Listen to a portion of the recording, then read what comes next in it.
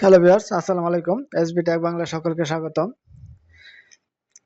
উপবৃত্তি এবং বৃত্তি সংক্রান্ত একটি বিজ্ঞপ্তি প্রকাশ করা হয়েছে, যেটা আজকে আমি আপনাদের সাথে শেয়ার করব। তো সরাসরি আমি ব্রাউজার থেকে দেখাবো, অনলাইন থেকে। আমি ব্রাউজার ওপেন করে নিলাম। এখন আমি সার্চ বারে লিখব ডিএসএসি, মানে মাধ্যমিক ও উচ্চ শিক্ষা অধিদপ্তর। আমি মাধ্যমিক ও উচ্চ শিক্ষা অধিদপ্তরের ওয়েবসাইটে প্রবেশ করলাম। এখন একটু নিচে যাব, এখন সকল নোটিশ বোর্ড, এখানে ক্লিক করব। এখানে ক্লিক করার পরে সকল নোটিশগুলা এখানে শো করছে। আমি একটু নিচে যাব স্ক্রল করে।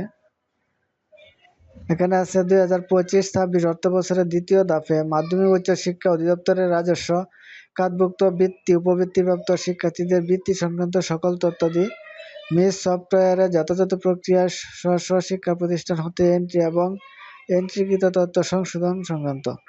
তো আমি এটা পিডিএফ আছে, পিডিএফটা আমি একটু ওপেন করব।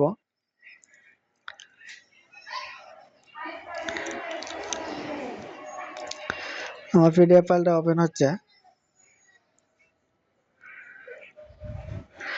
এখানে আসছে 2025-26 অর্থ বছরের দ্বিতীয় ধাপে মাধ্যমিক ও উচ্চ শিক্ষা অধিদপ্তরের রাজস্ব খাতভুক্ত বৃত্তি উপবৃত্তিপ্রাপ্ত শিক্ষার্থীদের বৃত্তি সংক্রান্ত সকল তথ্যাদি মিস সফটওয়্যারে যথাযথ প্রক্রিয়ায় স্ব শিক্ষা প্রতিষ্ঠান হতে এন্ট্রি এবং এন্ট্রিকৃত তথ্য সংশোধন। আমরা মূলত বৃত্তি এবং উপবৃত্তি মিস সফটওয়্যার একটি ওয়েবসাইটের ঠিকানা, সেই ওয়েবসাইটে কিন্তু আমরা তথ্যগুলা দেই।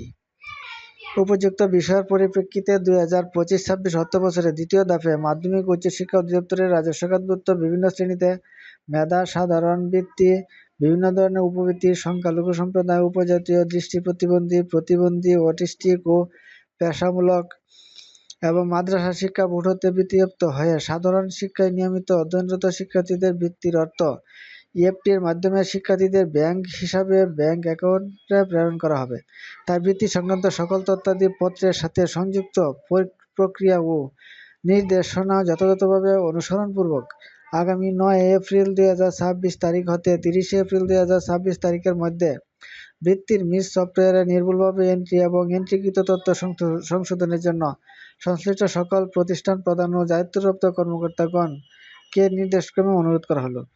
যে সকল শিক্ষার্থীর ব্যাংক সংক্রান্ত সমস্যার কারণে ব্যাংকের নাম, শাখার নাম, রাউটিং নাম্বার, হিসাব নম্বর, একক অথবা যৌথ হিসাব সংক্রান্ত ভুল ও ব্যাংক অ্যাকাউন্ট ইনঅ্যাক্টিভ থাকা, প্রেরিত বৃত্তির অর্থ বাউন্সড হয়েছে, তাদের ব্যাংক সংক্রান্ত তথ্য সংশোধন ও ইনঅ্যাক্টিভ অ্যাকাউন্ট সক্রিয়করণের প্রয়োজনীয় ব্যবস্থা করতে হবে। বৃত্তিপ্রাপ্ত যে সকল শিক্ষার্থীর শুধুমাত্র বোর্ড বৃত্তিপ্রাপ্ত তথ্য পূর্বে এন্ট্রি করা হয়নি, তাদের তথ্য মিস সফটওয়্যারে এন্ট্রি করতে হবে। উল্লেখ্য, বৃত্তিপ্রাপ্ত শিক্ষার্থীদের বৃত্তি ও ব্যাংক সংক্রান্ত সকল তথ্যাদি সঠিকভাবে এবং যথাসময়ে এন্ট্রি না দেওয়ার কারণে শিক্ষার্থীদের বৃত্তির অর্থ প্রেরণ করা সম্ভব হয় না। এ লক্ষ্যে মিস সফটওয়্যারের বৃত্তি সংক্রান্ত তথ্যাদি নির্ভুলভাবে এন্ট্রি এবং এন্ট্রিকৃত তথ্য সংশোধনের লক্ষ্যে পত্রের সাথে সংযুক্ত নির্দেশনাসমূহ অবশ্যই যথাযথভাবে অনুসরণ করতে হবে।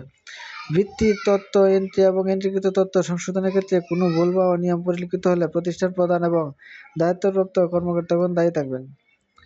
সংযুক্তি মিস সফটওয়্যারের তথ্য এন্ট্রির প্রয়োজন নির্দেশনাবলী দ্বিতীয় পাতা। মানে আমরা মিস সফটওয়্যারে সবগুলো এন্ট্রি করি, উপবৃত্তি এবং বৃত্তি।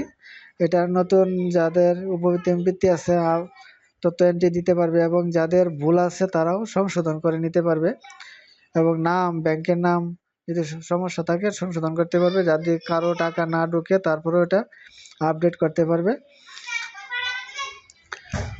হ্যালো ভিউয়ার্স, আজকের ভিডিওটা এ পর্যন্তই ছিল। মিস সফটওয়্যারে স্ব শিক্ষা প্রতিষ্ঠান হতে এন্ট্রি এবং সংশোধন যে বিষয়ের বিজ্ঞপ্তিটা প্রকাশ করা হয়েছে, সেই বিজ্ঞপ্তিটাই আপনাদের সাথে প্রকাশ করলাম। আমার ভিডিওতে যদি নতুন হয়ে থাকেন চ্যানেলটা সাবস্ক্রাইব করে রাখবেন, যাতে পরবর্তী ভিডিও আপলোডের সাথে নোটিফিকেশন পেয়ে যান। ওকে, থ্যাংক ইউ, ধন্যবাদ।